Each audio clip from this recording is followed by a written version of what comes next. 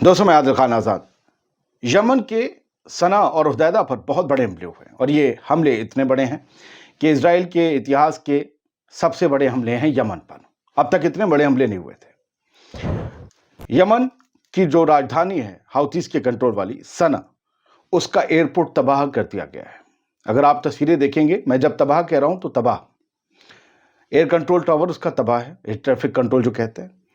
अंदर तबाही थी, लोग भाग रहे थे, पैसेंजर एयरपोर्ट में थे, यूएन का डेलीगेशन एयरपोर्ट पर था, उनके जहाज को भी नुकसान पहुंचा है, उनके डेलीगेशन में जो मेंबरान थे उनको नुकसान पहुंचा है।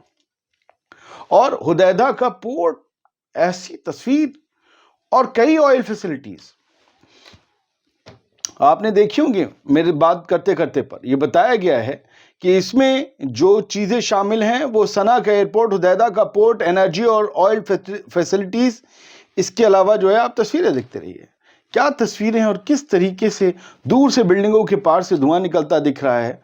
और आपको ये एयर ट्रैफिक कंट्रोल का टावर दिख रहा होगा, ये तबाह है, एयरपोर्ट का है। ये एयरपोर्ट का वीडियो है, अंदर लोग भाग रहे हैं, बुरखे में, हिजाब में हैं औरतें, वो सब भाग रही हैं। एक अफरा तफरी का माहौल है। इतना बुरा हमला किया है। इसमें अब तक जो मेरे पास रिपोर्ट है 4 लोग मारे गए हैं। ये तादाद बढ़ भी सकती है, कई और सोर्सेस से और तादाद आ रही है। लोग जख्मी हैं। यमन के हाउथीज अब किस तरीके से जवाब देते हैं, ये उनके ऊपर सबकी नजरें टिकी हैं। अब सिर्फ 2-4 मिसाइल से बात नहीं होगी। ऐसा लगता है कि एक बड़ा हमला यमन के हाउथीज भी करेंगे। एक जराये से खबर यह है कि इस हमले में न सिर्फ पोर्ट और एयरपोर्ट को नुकसान पहुंचा है, बल्कि यमन के हाउथीज के पास जो फाइटर जेट्स थे, जो फाइटर प्लेन थे, उनमें से 2 तबाह हो गए हैं। ये F5 जनरेशन के फाइटर जेट्स बताए जा रहे थे, जो लगभग 50 साल पुराने होंगे। उनके पास इससे नए फाइटर जेट्स शायद, यूं मुझे पता नहीं, सुखोई वगैरह हैं तो, लेकिन हैं सब पुराने। F5 थे उनके पास, वो तबाह हो गए हैं। और ये बताया गया अल-हदात में, यानी ये बिल्कुल वैसे ही हमले किए गए हैं जैसे सीरिया पर किए थे इजराइल ने। उनकी बैकबोन को तोड़ दिया था। और ये रास खतीब का पावर स्टेशन है जो हुदैदा में है, यमन में। शाम के वक्त यहाँ हमला हुआ। उस तरफ फायर ब्रिगेड जाती हुई आपको दिख रही होगी। मैंने किसी वजह से थोड़ा सा ब्लैक एंड वाइट कर दिया है। सारे स्ट्रक्चर उड़ गए हैं, सब तबाह पड़ा है। एक लाइन से सारी इमारतें, ये पावर स्टेशन है, यानी कि बिजली गुल कर दें यमन में पूरी कोशिश की गई है। बिजली गुल तो हर तरफ जो है अफरा तफरी होगी, काम धंधे ठप पड़ जाएंगे, इकोनॉमी जो डूबी हुई और डूब जाएगी।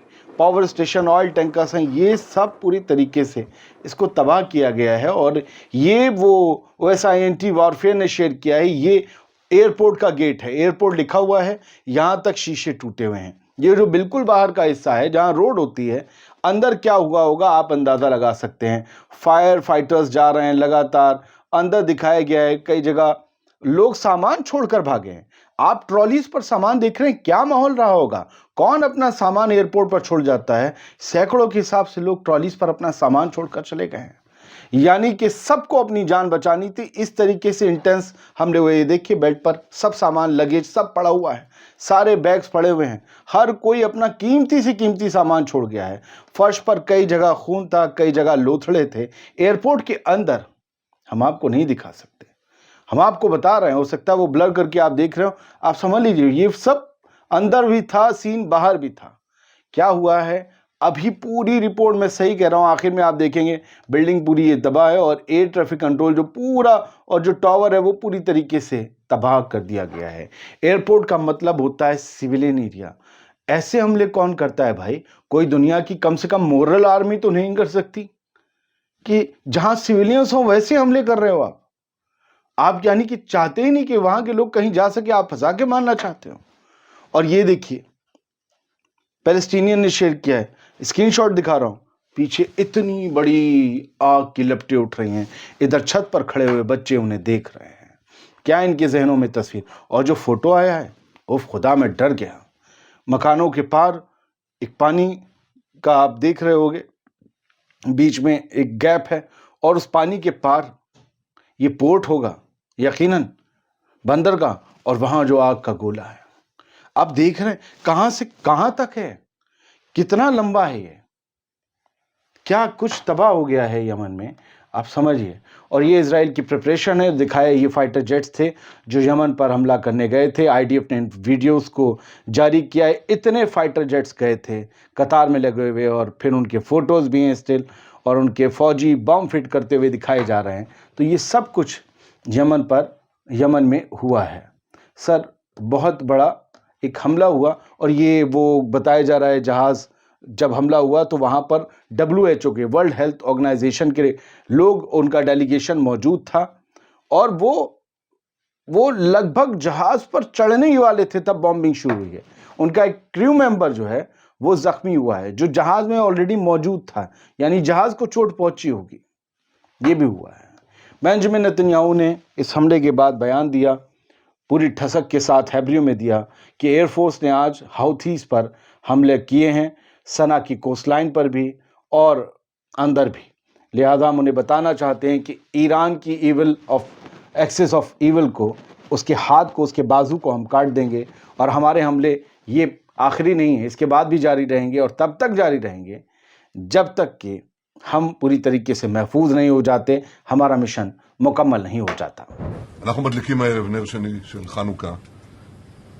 אנחנו נמצאים במלחמת התקומה, דור המכבים של ימינו, ולפני שעה קלה חיל האוויר תקף מטרות של ארגון הטרור החותי בתימן, גם בקו החוף וגם בצנע.